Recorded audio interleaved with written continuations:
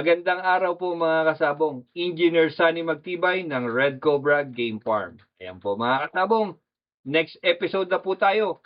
Alam ko po may naiwan po akong isang salita na medyo controversial. Ito po yung phytic acid mga kasabong.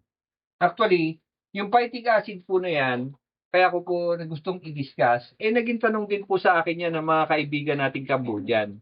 Sa Cambodia po kasi ang labanan ay yung GAP. So, most likely po, papapansin nyo, ang labanan po doon ay tinatawag natin na patagalan minsan ang laban. Kasi ang gamit lang po nila, yung parang tinulis na alambre. So, bakit po naging connected sa mga Cambodian ang phytic acid? And at the same time, bakit din po ito connected sa atin? So, bago ko po i-discuss itong phytic acid, gusto ko muna pong makita ninyo yung description nito. Direct? Yan. Ipo-post po ni Direct, ipapakita niya po yung description na to, hindi ko na po isusulat. Pero dito po, sa phytic acid na ito naman po ay hindi na bago sa iba. Makikita nyo nga po ito sa pakete ng Enertone na may phytic acid neutralizer. Ito po sa Game Fowl, ang phytic acid is negative po ang effect nito. Ang unang naapektuhan nito po yung calcium intake o yung absorption. Sumunod yung phosphorus, which is yung phosphorus po is the one that gives the energy. Pagka mababa ang phosphorus mo, mababa ang iyong energy. So mga kasabong, napaka-critical ng phytic acid. Alam niyo po yung inyong kasabong na si Engineer Sunny Magtibay, nung bata pa siya, nung mabasa ko yung phytic acid, kasi po, usually po ang labanan noon nung bata pa ako, napansin ko na ang labanan, kailangan tumatagal yung manok mo, hindi kasi agad nagkakamatayan eh. Hindi tulad ngayon, sa gaganda ng knife din, medyo mas mabilis ng konti. Ang phytic acid, to make things more simpler, ang tinutukoy niya is pinipigilan ng phytic acid yung energy na pwedeng ilabas ng ating manok.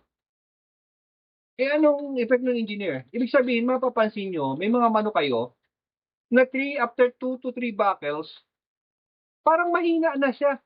Parang wala na siyang energy. Is because po, yung phytic acid, nakukuha po yan doon sa balat ng grains. Yan.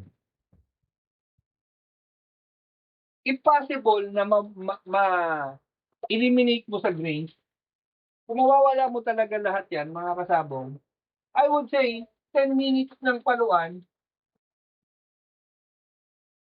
hindi pa nagbabago halos ang lakas ng iyong manok. Maniwala ho ba kayo? Kung totally ma-eliminate mo sa grade yung phytic acid. Di ba?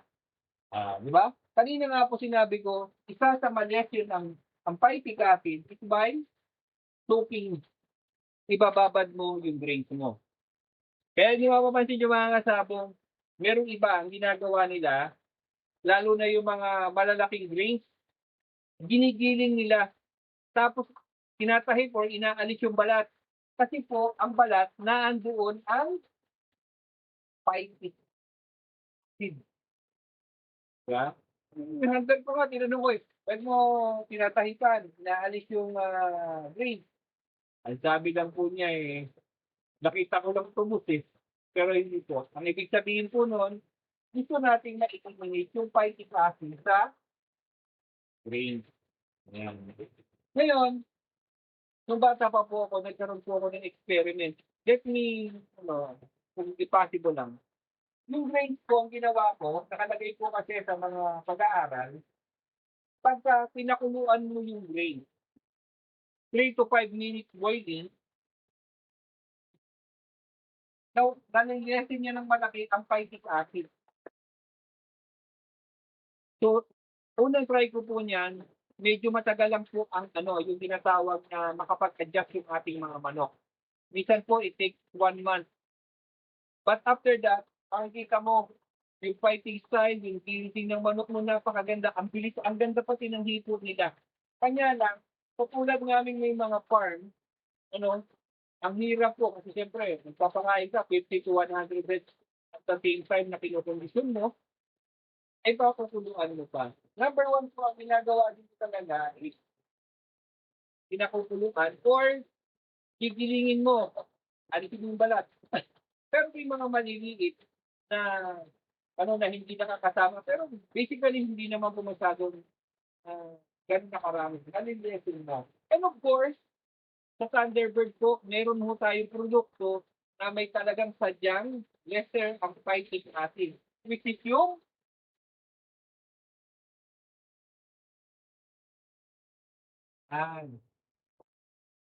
makikita mo sa pakete meron po talagang sadyang ang Enerton ay less, nani-neutralize niya ang phytic acid. Kaya kita niyo po mga tidbits yan. And at the same time, meron talagang ingredients na nilalagay to lessen the phytic. So yun po, kung titingnan po natin, napakasimple lang, pero napakalaking effect sa ating mga manok sa napon. Ito po si Engineer Sally Magtibay and Red Cobra in Farm.